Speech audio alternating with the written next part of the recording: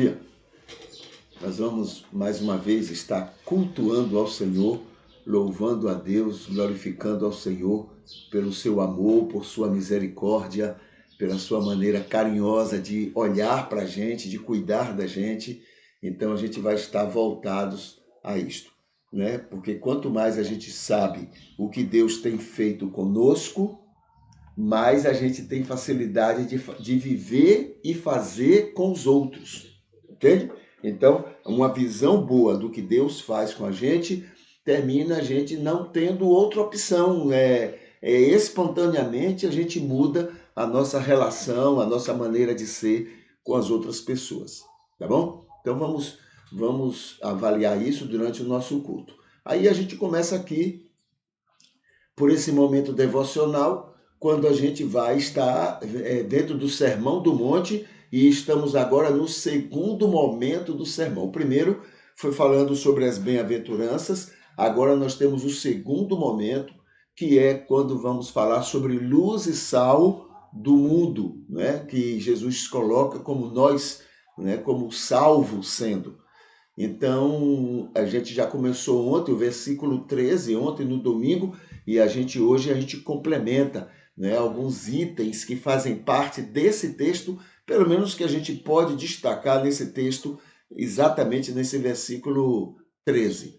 Então, a gente já viu, olha, que vós sois, ele está dizendo que nós não precisamos nos esforçar, não, nós naturalmente já somos esse sal da terra. Também ele está falando que o sal, nos termos de Jesus, quer dizer algo com muito valor, não é? É muito aceito, muito próprio para aquela época, e todo mundo compreendia bem a importância do sal. Hoje a gente não dá muita importância porque é tão comum, não é? Tão normal, mas naquela época o valor do sal era extraordinário. As pessoas tinham, né, viam, entendiam o grande valor do sal. Aí a gente vê o primeiro significado de sermos sal do mundo. É esse valor universal. Todo mundo valoriza, todo mundo reconhece. Segundo, para sermos, né, sendo sal da terra, a gente também tem uma segunda característica aqui, a aceitação universal. Todo mundo quer, todo mundo prefere ter, não é, o sal por perto. Aí a gente agora, né, chama atenção para outros aspectos que são, por exemplo, a valorização do outro. O que é que o sal faz? O sal não chama atenção para si. Se chamar, não presta. É prejudicial, né? Estraga até a saúde das pessoas. O sal não deve chamar atenção para si. Para ele cumprir o seu papel, ele precisa só valorizar o outro. Ele vai destacar o valor, a importância, o significado do outro, da outra pessoa. É essa que é a função do sal. O sal não está lá para dizer, olha, eu estou aqui. Não. Pelo contrário, ele fica escondido, mas ele desperta o valor, a atenção para as outras pessoas, para os outros alimentos, né? Para outros sabores. Esse é o papel do sal.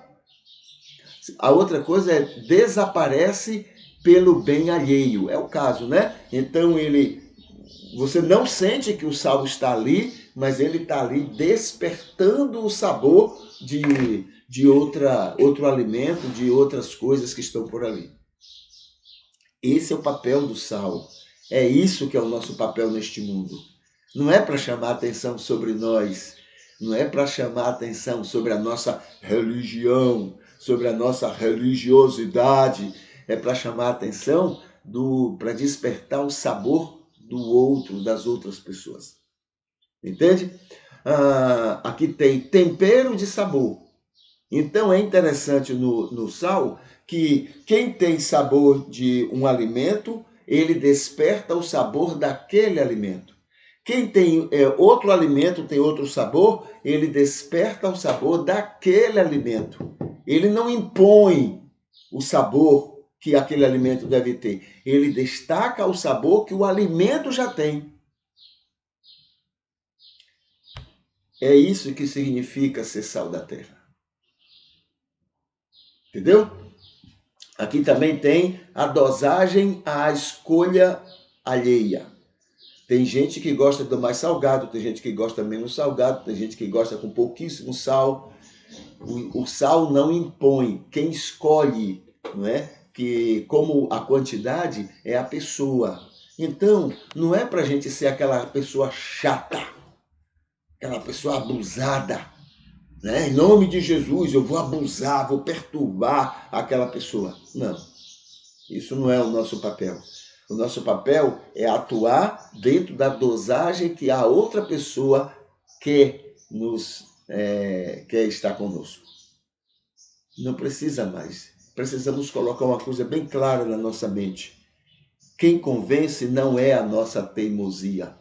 Quem convence não são os nossos argumentos. Quem convence é o Espírito de Deus. E quando a gente usa teimosia, os nossos argumentos e outras armadilhas que a gente inventa, a gente atrapalha, a gente prejudica. Entende? Então, é nesse sentido que o sal, somos o sal da terra. O discípulo, não é, de Jesus é o sal da terra. Vamos ver mais aqui?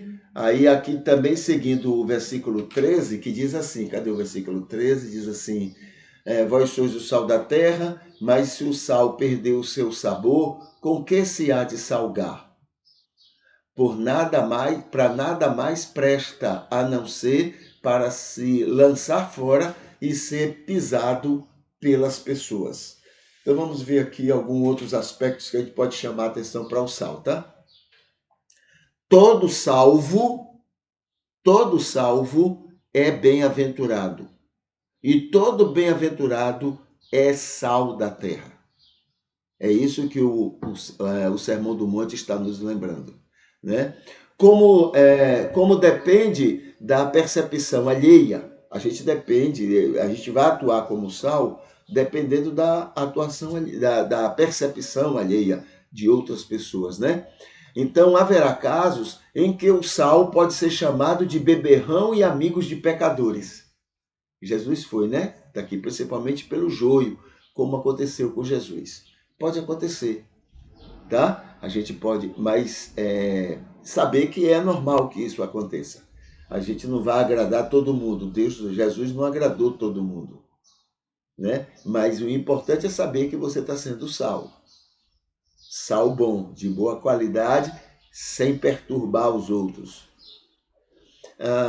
Dentro do possível, deve-se evitar o escândalo dos fracos e dos não salvos, dentro do possível. O que é que você pode fazer para ser sal verdadeiro e não escandalizar? Aí você vai tentar fazer, como Jesus faria, tá?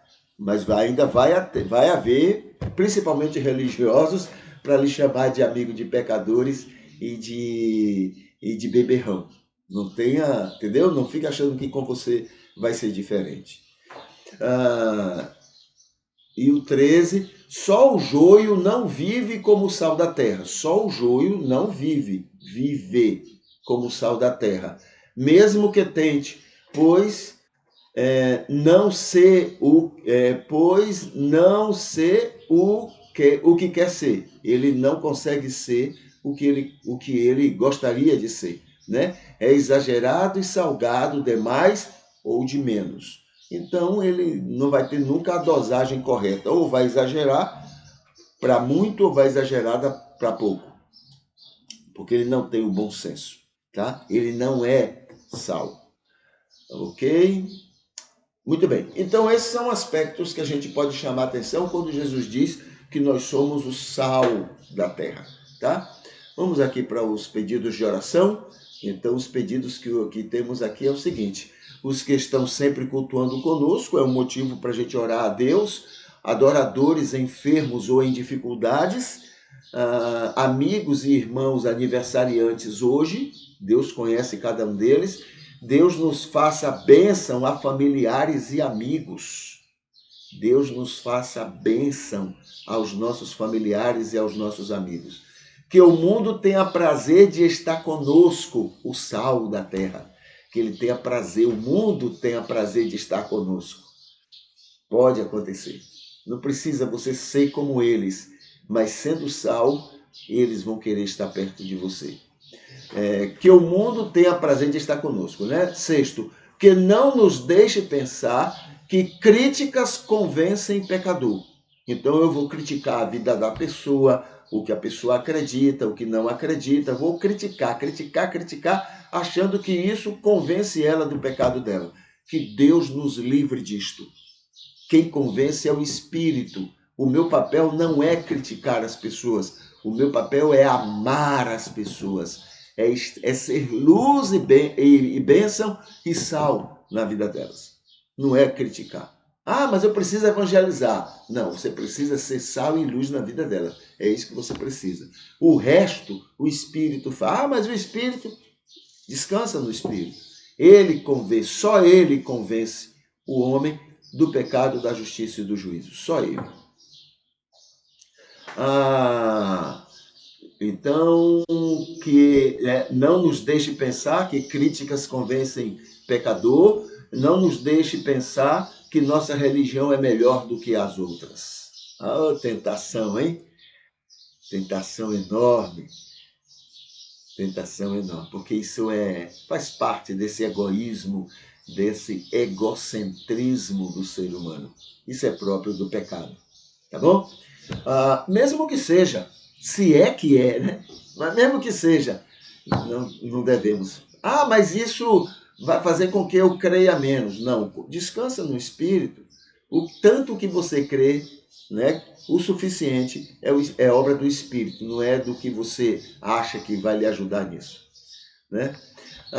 Minha lista de anjos com iniciais DEF, a minha lista de oração aos anjos que eu tenho nessa lista, que tem iniciais com a letra D, E e F, tá? E por último aqui, ó, que faça só o que planejou para o nosso bem. É outra coisa importante, que ele nos livre de ficar dizendo para ele o que é que ele deve fazer, mas que a gente descanse, que ele sabe o que fazer e que ele só faça em nós como ele vai fazer, mesmo que a gente não peça, tá? Mas que ele só faça o que ele já planejou fazer por nós, porque isso é suficiente. Nada do que a gente pede a mais, do que a gente orienta a mais, é o que ele vai fazer ou é o melhor para nós. Tudo que seja o melhor para nós, ele já está planejando fazer e ele já está fazendo.